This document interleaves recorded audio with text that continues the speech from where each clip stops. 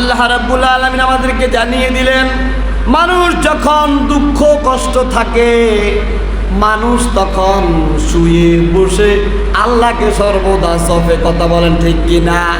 যখনই কোনো বান্দার উদ্যন্ত হয়ে যায়, আল্লাহ রে, ও আল্লাহ আমারে বাঁচাও, আল্লাহ আমারে বাঁচাও, আমি আর তোমার ইবাদত বন্দেগী ছাড়বো না, আমি আর নামাজ ছাড়বো না।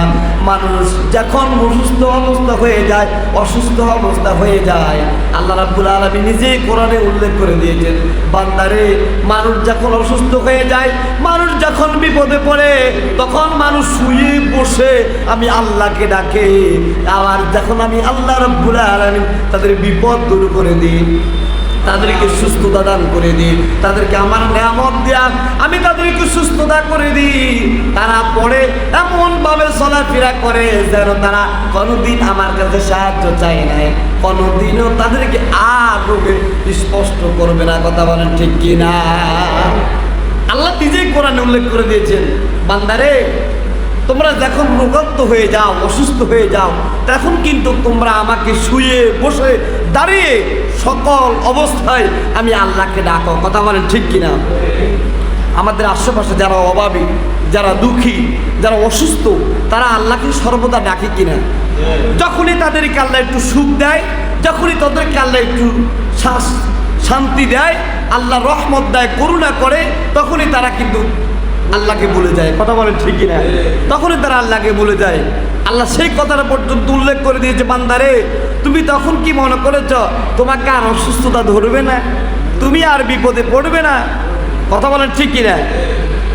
এই জন্য আমাকে আপনাকে সর্বদা সব সময় সব অবস্থায় আল্লাহকে ডাকার দরকার আছে না নাই? আল্লাহ রাব্বুল আলামিন বলে, বান্দারে, এই বিপদ আপদ দ্বারা আমি আল্লাহ রাব্বুল আলামিন তোমার অতীতের গুনাহগুলো মাফ করে দিই, আল্লাহ সুবহানাল্লাহ। এমনকি আমি আল্লাহ তোমাকে শিক্ষা দিতে চাই, ভবিষ্যতে তুমি গুনাহ করবা না, ভবিষ্যতে তুমি অন্যায় করবা না, ভবিষ্যতে তুমি আল্লাহর নাফরমানি করবা না, ভবিষ্যতে তুমি অন্যকে ঠকানোর চেষ্টা করবা না, তাহলে আমি তোমার প্রতি আমার রহমত নাজিল করবো, কন্যা সুবহানাল্লাহ। এখন আল্লাহর রহমতের দরকার আছে না নাই? মানুষ ঠকাইলে রহমত পাওয়া যায়, মানুষের নিন্দা করলে রহমত পাওয়া যায়, মানুষকে ঘৃণা করলে রহমত পাওয়া যায়, মানুষের সমালোচনা করলে রহমত পাওয়া যায়? পাওয়া যায় না, বরং মানুষকে যেই যত বেশি ভালোবাসবে, আল্লাহ তাকে তার চাইতে বহুগুণ বেশি ভালোবাসবে, কন্যা সুবহানাল্লাহ। আল্লাহ কি বলে জানেন?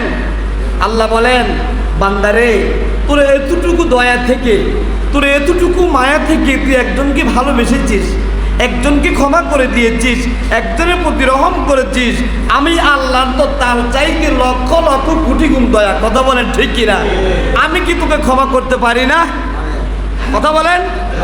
আমি আল্লাহ তোকে আমার দয়ার সাগর থেকে, আমার রহমতের সাগর থেকে আমি তোকে মাফ করে দিলাম, কন্যা সুবহানাল্লাহ।